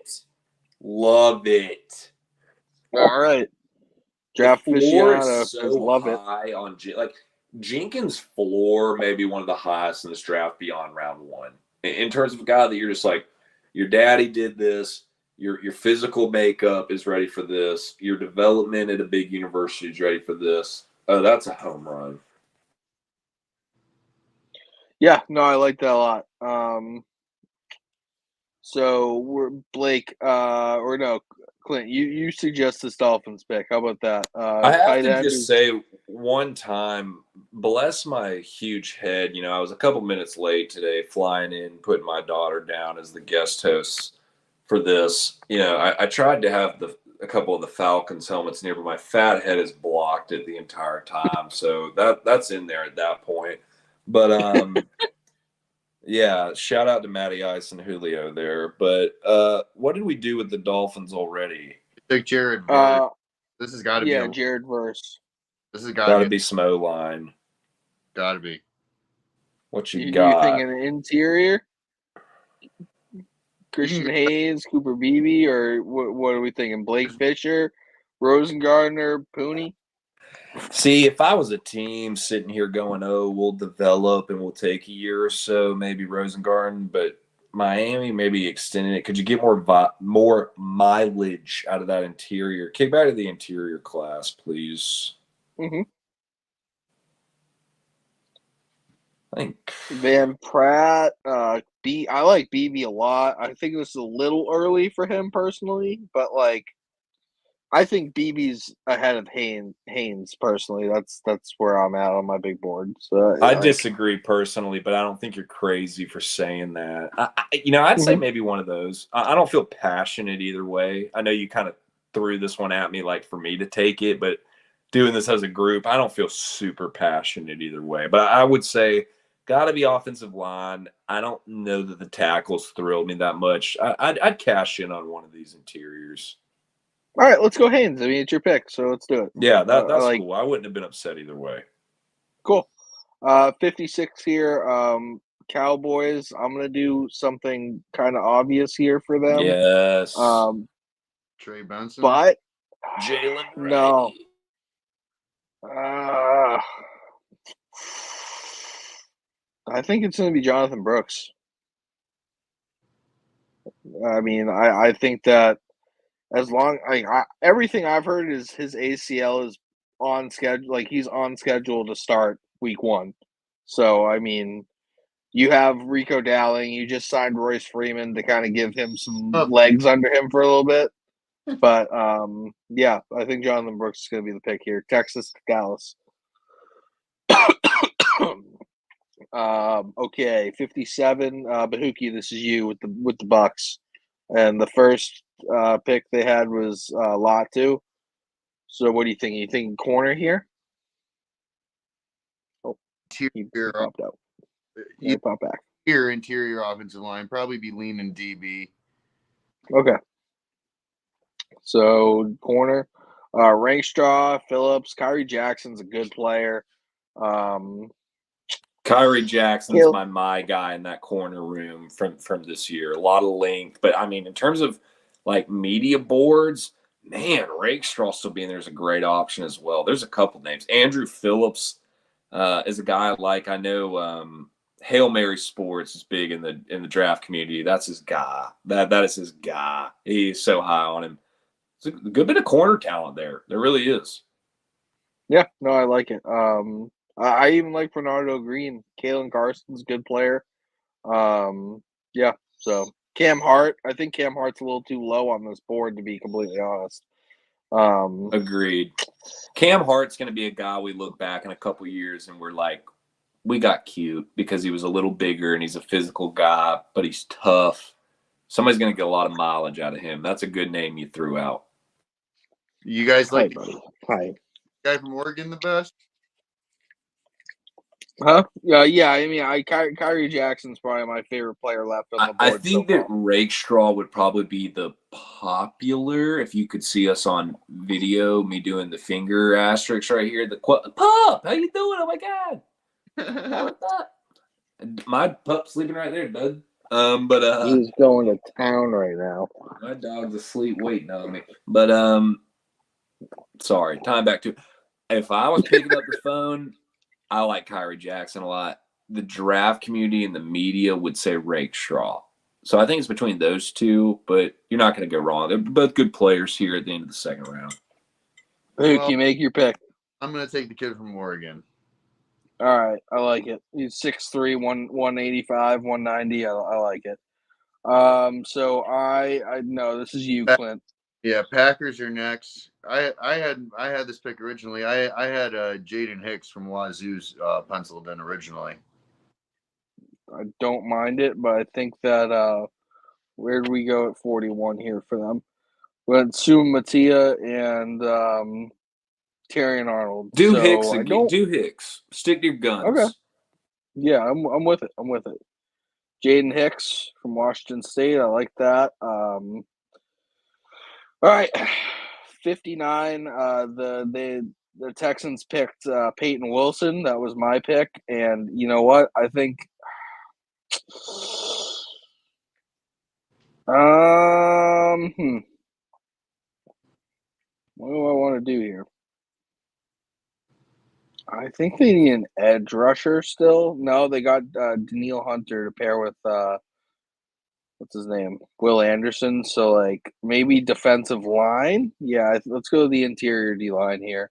Brandon Dolores, he's going to be the pick for me here. Big body, going to be a good run stuffer. He plays a lot in the B gap naturally. Well, 6'3", in that 290. 3-4 base, D'Amico is the perfect person to know how to use him, and their window for him with the pieces. That's a home run, dude. I would have done the same thing. Yeah, so that defensive line just is gross. It's disturbing. Gross. It's truly disturbing. Yeah. So yeah, the defense just continues to get better. Bro, why is my whole hand in your mouth? Please stop biting me. Please stop biting me. Ow. Dude, you're because the episode's gone too long and he's ready to go out. That's why. Yeah, I didn't say that word, Doug. I didn't say that. He's like, your dog's like, out? Out where? Well, I want to go out. All right, Saints pick. This is going to be you, Bahookie, 60. Their first pick was Jace. Oh, whoa! Didn't mean to zoom in like that. It was JC Latham coming at you, throwing it in your face. So they traded back with the Bills, and so I have them with you going wide receiver or what was the other need I had? That receiver board's too good, man. Receiver board's too good. Keon Coleman. Yeah, I think Keon Coleman. I'd love to hate him. I would love to hate him. You at this point. Pearsall. Right, I would love to continue hating Pearsall. Jalen Polk's a saint. You gotta go receiver, dude. Keon Coleman here. Keon Coleman, love that. Great pick. So 61, that's going to be you, Clint. What are we thinking? Lions picked I think Kool-Aid you did with 29. Kool-Aid. Yeah. If you did Kool-Aid, look at pass rusher or offensive interior, and we can pick one from there. BB, Van Pratt, Christian God, Laughney. if BB ain't a damn Detroit line. Look at the edge group. All right, edge group. Disa Isaac. I'd go with Disa Isaac. Yeah. there. I like that a lot as well. I was Great pick, tempted great to do style Isaac fit for Campbell. That's a case of don't get cute. Yep, I'm with you. Lad McConkey was the pick at 30, or 29, or no, it was 30. So 62 here. I really like what's it called? I like Chris Braswell. But pause yourself. Marvel real quick. You took Lad McConkey, like revisionist history. Look at that receiver board that's still available real quick for me. Gross. It's disturbing. It's literally like I'm saying this. I cover the Falcons specifically on top of just the mass draft, the mass NFL. I'm sitting here thinking about that 43rd pick versus those 2 third-rounders. That receiver board is disturbingly thick in terms of wait until the third. Just not going one-offs completely, but just to a point of the Ravens, if I had to pick a first-rounder that we all as a unit kind of were like, what do we do here? That one, in hindsight, receiver wasn't the move. In hindsight. Yeah, after watching how this board fell. I like Lad McConkey a lot, but not a full round better than Roman Wilson and Ricky Pearsall. Yeah. No, I get you. I think Chris Braswell is the pick here, personally. I think he's a Raven. I think that dude just profiles as a Raven. I think that's somebody they need. A little bit more pass rush. Even though they extended, what's his name?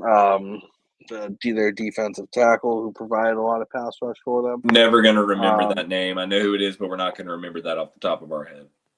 Yep. So Chris Braswell's the pick here for me. Bahookie, what do you think about the 49ers? Rankstraw? Yeah, I think that's a good pick here. Great value with this late. Didn't we take Guyton? Yes. If it's Guyton, it's Rankstraw. We don't even need to continue this conversation. Yeah, I'm with it. Yeah, Blake's like, yeah, dude, I've been here for an hour and 50 minutes. I was about to like, say, considering we're wrapping it up, it's like we don't need to keep talking. That's a slam. And then wide receiver here for the Chiefs are going to hit another home run at 64. What are we thinking? Who are we thinking? Who did they take at 32? Brandon Fiske. This is disturbing that they're sitting here getting to choose between Roman Wilson and Ricky Pearsall and Jalen Polk. This is disturbing. So who fits? I think it's Pearsall personally. Agreed. What do you think, Bahookie? Yeah, I think Wilson and Pearsall, you can't go wrong. We've been throwing Pearsall's name around all around. I'm surprised he's still on. I agree. I was literally going to say the same thing. I was going to say if Blake doesn't feel passionate about this, my deciding factor to him is going to be what name have we been repeatedly saying? Pearsall. Yeah, you got both of your points. Okay, so since this ran way longer than we thought, we're not going to do the third round tonight. Part of that's because you had me be the guest host. That's part of it. It's okay. It's okay. There was a lot of great information. Like if you watch this and you weren't really caught up on a lot of second round talents, I think you got a lot of information about these players. So we're not going to post the results yet. We'll post them next week after we do round 3. And Clint, I mean, if you have some time next week, maybe you can come on and finish that with us. I'm going to say, have me back next week. I'll put it on. I was going to say, have me back, and I want to finish this up because this was great. Yeah, no, of course. So if you don't already, make sure you're following Stadium Rant. Make sure you subscribe to our YouTube channel at Stadium Rant. And go check out our articles. Clint writes for us. Bahookie does the show with us here at Fifth Down Territory. A lot of great stuff going on. Make sure you catch us next week as well for the finishing of round 3 and 9 days to the draft. Can't wait. I've been waiting for it since November, and I'm sure a lot of other teams are too. So with that, have a great night. Thank you for being with us for a little bit longer than usual.